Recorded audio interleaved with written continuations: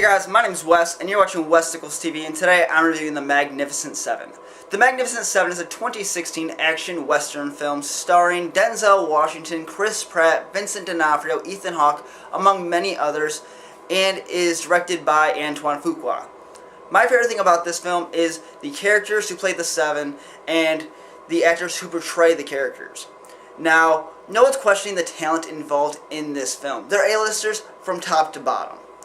But how are they going to make these characters come to life on the screen? And for the most part, I think they did a great job. I mean, if I'm looking at the character who stood out the most in a bad way, kind of, that'd be Chris Pratt, because I noticed that he seemed like he was a modern person in this world where everybody else was pretty well playing that time period. But even that, I have to mark as a positive, just because every time he made a joke, it landed with almost all of the audience. He was obviously meant to be the comic relief, the funny guy in the group, and those jokes really worked. On top of that, I'm not a big fan of westerns. I didn't grow up loving them, but I liked this western. I liked that it wasn't all dark. In a year that we've had so many great horror films and so many, dark dramas, it was nice to see a movie that takes place, a lot of it in the daytime, where there's vibrant colors, and even if a lot of it's brown, it's a different setting than we're used to seeing in today's films. And that was a nice, change of pace, so I'm going to add that as a positive. Top of that, there's some really great action sequences, some really cool, visual sequences of just, things exploding, or horses tripping over other horses, and just all this craziness, because there's a lot of madhouse type of scenes in this film, and I thought a lot of them worked.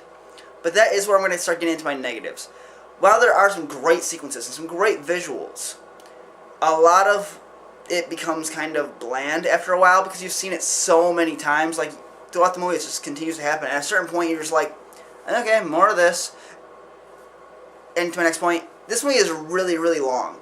And it feels pretty long. Like, I need to try to mentally stay awake. Just stay awake. I was tired today, so I'll give them a little bit of a leeway on there. But I did find myself, almost drifting to sleep. Because while there's some great action in this film, there's some moments in between that action that there's just nothing really going on. Like, they're training stuff. I've seen a training montage before. This is nothing new. And that does make the movie feel like it drags on a little bit. You could have cut that up a little bit. Cut 10-15 minutes and made it feel tighter and more of a fast-paced film. I'm not sure if I really like how quickly this group gets together, because you have the setup, and then you have, very quickly it seemed like this group becomes a unit, and they're all friends, they're all chummy. I assumed I was going to get to see some inner squabbles. I didn't get to see that. So they're all chummy, and then we get to go to the next big thing. That I'm tossing as a negative. I would have liked to seen a little bit more tension in the group. These are all people who, are used to being alphas, for the most part. Used to kind of doing their own thing, and now they're being, forced to work together. I wanted to see some squabbles, and I just didn't get that. And my biggest negative is I felt like I was watching characters in God mode. I mean, to make this movie really have more of an impact, I need to fear for these characters. I need to worry that some of these characters might not make it out of this next, big skirmish with the bad guys.